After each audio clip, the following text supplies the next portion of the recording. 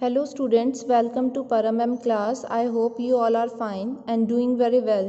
Today we are going to study about liquid crystal. So let's start this topic. Liquid crystal. कुछ crystalline solid ऐसे होते हैं जब उनको हम हीट प्रोवाइड करते हैं तो वो लिक्विड के अंदर कन्वर्ट नहीं होते हैं, वहाँ पे एक फेज़ आती है, उस फेज़ को हम बोलते हैं लिक्विड क्रिस्टल और लिक्विड क्रिस्टल को ही टर्बाइड बोला जाता है। जब हम उसको और टेम्परेचर देते हैं तो वो liquid crystal pure liquid form के अंदर कन्वर्ट होते हैं। ठीक है, तो इसको हम किस तरीके से लिखेंगे? The intermediate phase between solid and liquid is called liquid crystal.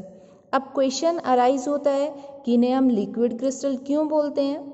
इन्हें लिक्विड क्रिस्टल इसलिए बोला जाता है क्योंकि इनके अंदर सॉलिड एंड लिक्विड दोनों की प्रॉपर्टी प्रेजेंट होती है। इसको आप इस तरीके से रिप्रेजेंट भी कर सकते हैं डायग्राम की फॉर्म में। ये सॉलिड को रिप्रेजेंट कर रहा है, जब आप इसको हीट दोगे एक पर्टिकुलर टेम्परेचर के ऊपर तो यहाँ लिक्विड क्रिस्टल में कन्वर्ट होगा, जब टेम्परेचर और राइज अप कर रहे हैं तो ये किस में कन्वर्ट हो रहा है? लिक्विड के अंदर।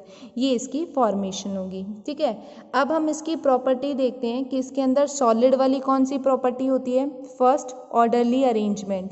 यहाँ पे जो मॉलिक्यूल्स होते हैं, आयंस होते हैं लिक्विड क्रिस्टल के अंदर, वो ऑर्डरली अरेंज होते हैं। सॉलिड में भी हमने यही पढ़ा है कि जो पार्टिकल्स होते हैं वो ऑर्डरली अरेंज होते हैं, क्लोजली पैक्ड होते हैं। सेकंड प्रॉपर्टी आती है ऑप्टिकल एक्टिविटी।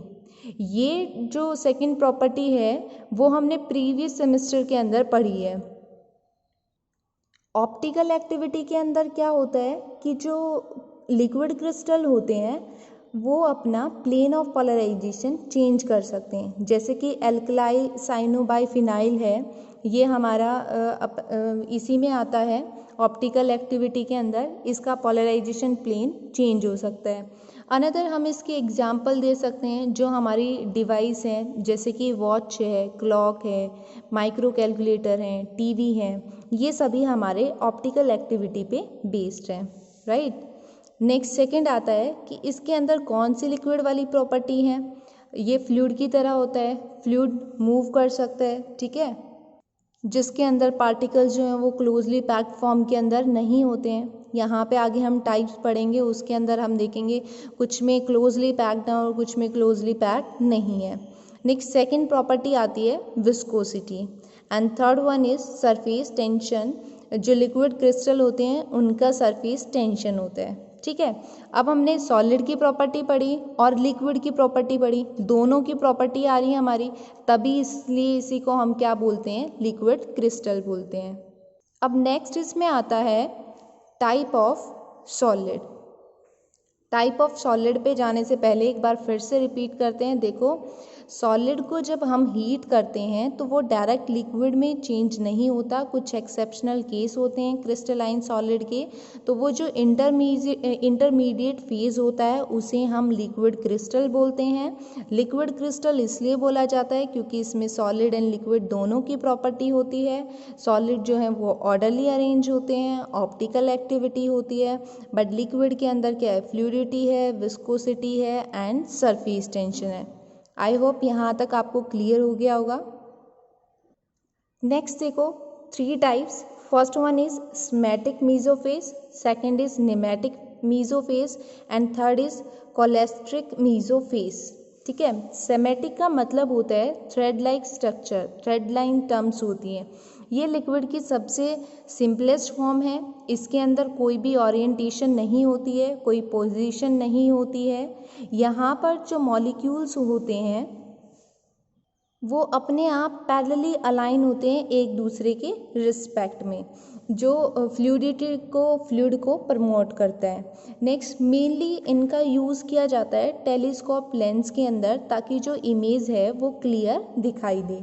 नेक्स्ट आता है नेमैटिक। नेमैटिक का यहाँ पे ये जो था वो नेमैटिक का था और यहाँ पे है सिमेटिक का। ठीक है, इसको इस तरीके से याद रख सकते हो, एस फॉर सिमेटिक और एस फॉर सॉप। तो सिमेटिक के अंदर जो टर्म है वो रिप्रेजेंट करती है सॉप लाइक टर्म के अंदर, और ये टच वाइज स्लिपरी होते हैं। इनके जो बॉटम होते हैं क्रिस्टल्स के, वहाँ पे एक थिक रेजिड्यू मिलता है जो सॉप लाइक होता है, ठीक है। इसकी ओरिएंटेशन ऑर्डरली पोजीशन के अंदर होती है। इसका मेनली यूज़ किया जाता है जो लिक्विड क्रिस्टल डिस्प्ले स्क्रीन्स होती हैं वहाँ पे। नेमेटिक लिक्विड क्रिस्टल का यूज़ किया जाता है, तब हम इसको कन्वर्ट करते हैं एलसीडी स्क्रीन के अंदर। नेक्स्ट आता है थर्ड वन। इसके अंदर इसको हम कायरल नेमेटिक फेज भी बोलते हैं, ठीक है। Another name is chiral nematic phase. इसका मेनली यूज़ किया जाता है कलर चेंज करने के लिए। मेन प्रॉपर्टी है इसकी, ठीक है, कलर चेंज करने के लिए यूज़ करते हैं जब हम इसको अलग अलग टेम्परेचर के ऊपर एक्सपोज कराते हैं, राइट। मेनली इस डिवाइस का यूज़ किया जाता है थर्मामीटर के अंदर। थर्मामीटर में आपने देखा होगा कि जब टेम्परेचर उसका चेंज होता है तो जो मर्करी लाइन है वो विजिबल होना स्टार्ट हो जाती है, ठीक है। और अगर टेम्परेचर कम है तो मर्करी लाइन जो है वो कम विजिबल हो रही है। तो इस तरीके से ये काम करता है। इस तरीके से आप इसको डिफरेंस की फॉर्म में लिख सकते हो, सेपरेटली पूछा है तो सेपरेटली लिख सकते हो। अब जो लिक्विड क्रिस्टल हैं इनके एडवांटेजेस और डिसएडवांटेजेस भी होते हैं, ये हमने इन डिफरेंसेस के अंदर पढ़ा, ठीक है। फर्स्ट हमने क्या पढ़ा कि इसके अंदर कलर चेंजिंग की प्रॉपर्टी होती है। जब हम टेम्परेचर को चेंज करते हैं तो हम इसको as a thermometer liquid crystal form के अंदर यूज़ कर सकते हैं, ये इसका एडवांटेज में आएगा।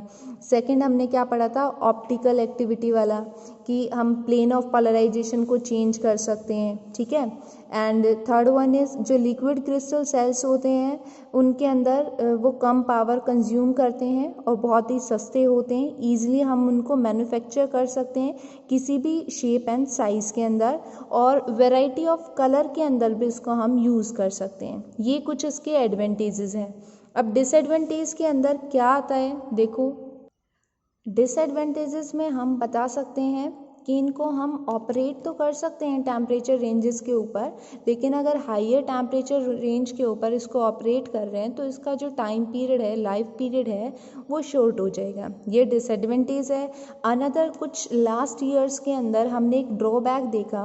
ड्रॉबैक ये है कि लिक्विड क्रिस्टल को सिर्फ हम डिस्प्ले के अंदर ही यूज़ ना करके अनदर फॉर्म के अंदर भी यूज़ कर सकते हैं।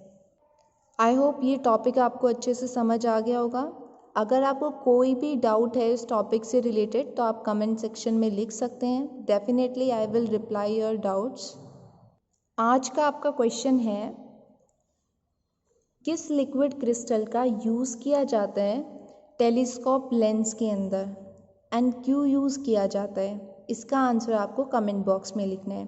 Thank you for watching my video.